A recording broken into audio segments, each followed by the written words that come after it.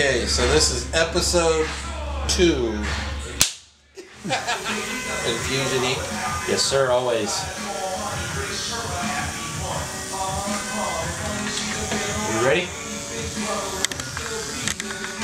Lights, camera, Action. action.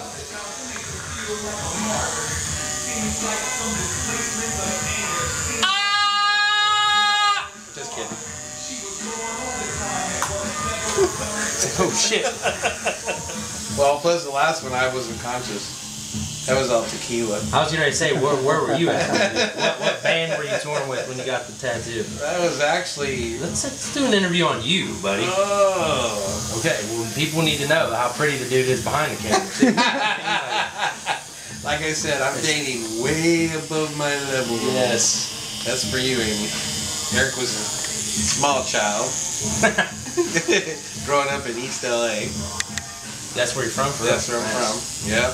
How did you get into the video thing? How did I get into video? Well, I wanted to show dogs. And I wanted to go to college. And so I decided I needed a way to make some money to save up for college. So I decided to go into photography.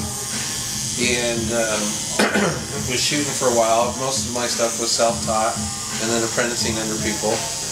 And then I started traveling with musicians and did a thing for Michael Jackson when he was burnt in the Pepsi-Cola commercial.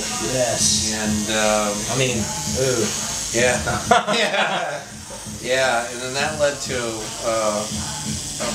an exclusive interview and doing some work. And it just one thing led to another, and I got hired to do some stuff for Rod Stewart. And so he got me a gig working for Elton John, and then started doing publicity stills. I worked on Ghostbusters and the movie All of Me, and did some Motown specials, and did some stuff for Bob Hope and Lucille Ball. Shot Joan Collins for Cosmo, and worked with Cheech and Chong. That was a riot. Yes. And yeah, let's talk about your technique on cover-ups and what you do and some of your tricks and stuff like that. Okay. The imagery that you're picking to put over top of it is actually going to work with the image that you're covering up. Don't try to just stick something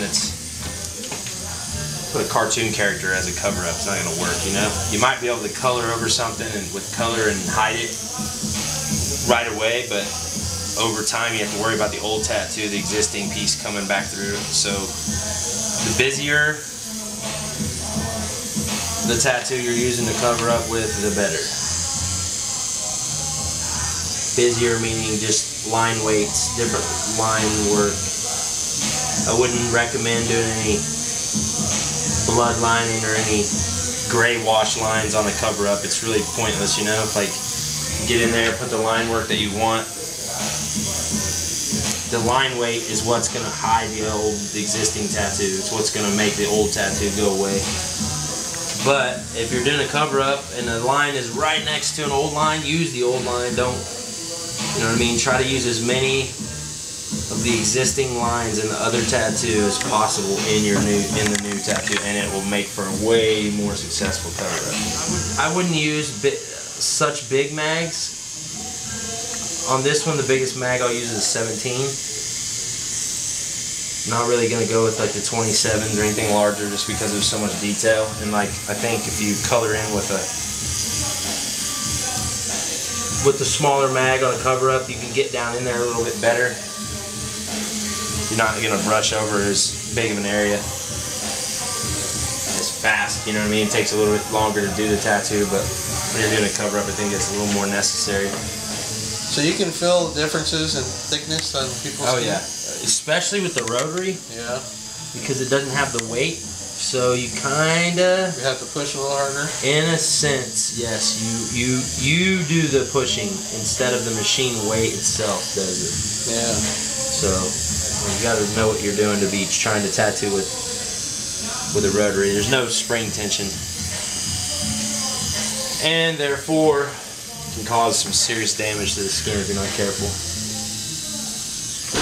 Now, the tattoo that you're covering was actually done with a slot car motor, a guitar string. A rotary. Yeah. That is where the rotaries came from. Yeah. That is it.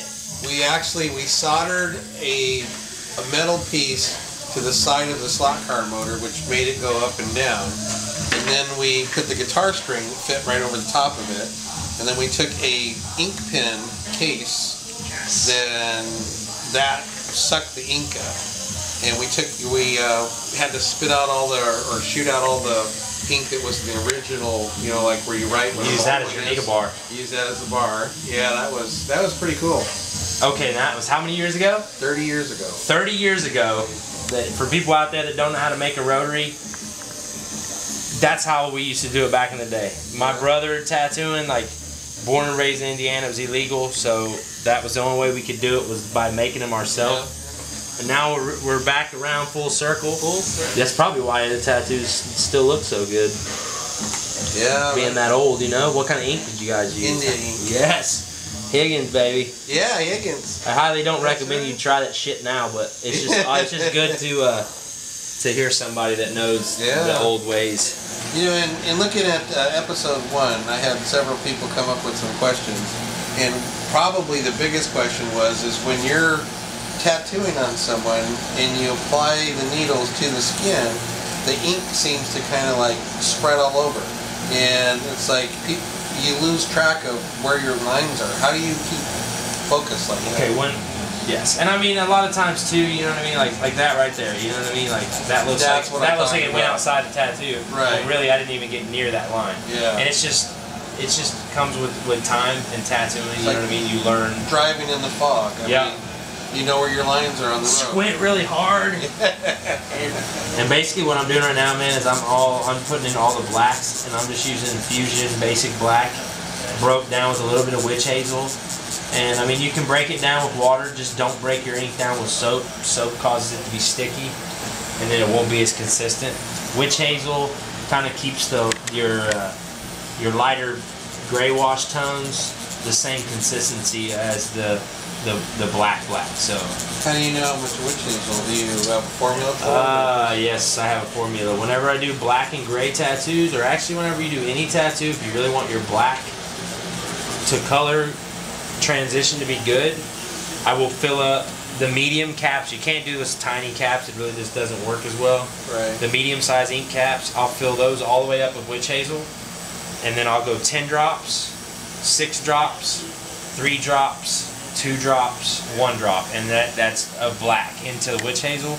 And then, now if I was to do just like a black and gray tattoo with no color in it whatsoever, I would use Talons, which is a little bit easier to work in on a really, really soft level black and gray tattoo. I just found over the years that's a really good pigment to use for my black and gray only tattoos. Now if it's got any type of color in it or line work in it, you know, I definitely prefer Fusion Basic Black. Not a big fan of all the like tribal blacks or the really heavy blacks. I just think it's too much. And some people feel that it goes in better, but I think it makes a bigger mess on the skin as far as wiping goes. You know, you have black everywhere. Right. To me, it's irritating to have that much. So you're gonna have to soap it up more. Yes, you know what I mean. Yes, for sure. The pigment has blood in it, even though you can't see the blood. It's in there, so don't be spraying it everywhere. You know. If you use the Hawk, it actually has a different way that it pulls the ink in the tube itself. That's why you can use a constant instead of a foot switch. If you try to use a constant power on a coil machine, a lot of times it's going to spray like airbrush style. You know, one of the things that you mentioned on episode 1, that if you want to learn something about tattoo, is to come in and sit in the guy's chair. I mean, I can really see that now. I mean, looking at what you're doing and feeling and all that. I mean, that definitely is one of the best ways that I could think of to do a tattoo artist. Yeah, because like I said, I mean, I really want everybody to watch the videos, and I really want everybody to kind of study them. But until you get tattooed by me, it's kind of like just looking at something and, you know, if you are a tattoo artist, I mean, how many times have you heard people say it without feeling it? It's really hard to tell, you know? Yeah. Like, it looks, once you get tattooed, you understand a lot more, you know? And you can also, you know, I mean, you can also look me up, go to aetattoo.com, and you can also see a lot more of my tattoos, different style tattoos. And that's going to help too to kind of to prove that point, you know, like when they see the YouTube video, you know, feel free to ask questions because yes. you read that stuff. If right? you go on, okay, whenever you check out these videos, I will personally, I'm not going to have somebody else go on there for me and answer. I definitely look at that every day. I will if you comment on there and you have questions for me, I will contact you and I will answer that for you. You know, another thing too is if you decide that you have a crazy idea or a really artistic tattoo and you want to be in one of our episodes, then hit Billyjack up. Yeah, because this is something that this is something that we're going to be doing over the next 50 million years, you know. So if you would like to be one of the people in the videos telling your story, telling me why, you know what I mean, like submit your stories, tell me what you're thinking about doing, you know. And like if I feel like it's something that's going to educate the public and be a very great idea, then we will see about getting you in here to be on one of the episodes. And it's really an honor to have this man right here film. You know, he's accomplished a lot, and to have him jump in here and see something in me, I feel privileged to even get to work with him. Well, you know, there was something about you the first time I met you. You know, when you meet people and you just know that some of them are just real. And the talent you have is just absolutely amazing, because with all the traveling I do and with all the people that I meet, you know, I'm not going to let just anybody eat me up. And when I saw yours, I was like, I had no doubt in my mind you were the right person to do this for me. I'm grateful. Thank you for that. Let me know if I'm getting too close. Well, as long as you're not humping my leg, you're fine over there. That was the cameraman asking if you're getting too close. His balls are awful close to my fucking arm. You know, one thing I did before doing this tattoo is I took some vitamin K. Have you ever heard of doing that? Talk to us. Vitamin K helps you clot, so you don't bleed a lot. Oh yeah, that's what they did to my baby when it was born. Yeah, okay. Exactly. So this was kind of a little test, and I haven't seen one drop of blood. Me neither. I thought he was just because he was cold-hearted. I didn't know it was because of that. That's awesome. Yeah, so that's maybe a cool little tip for you people if you don't want to bleed all over the place. Is try taking some vitamin K before you come in. Please take vitamin K before you come in. I'm going to recommend that shit to everybody now. Yeah, you know, this is stuff that I do when I'm working with dogs and things like that. And, boy, it seems to work out pretty good with this, yeah, too. It's amazing right now. Like, normally the Heaven and Hell ointment that I use, it helps stop the blood, but in this tattoo so far I haven't really had to use any of it, and it's not really whelping up, so that might have a lot to do with it. Yeah. I'm going to guess that has, so, sweet. Vitamin K it up. Vitamin K it up. That is incredible. That is incredible.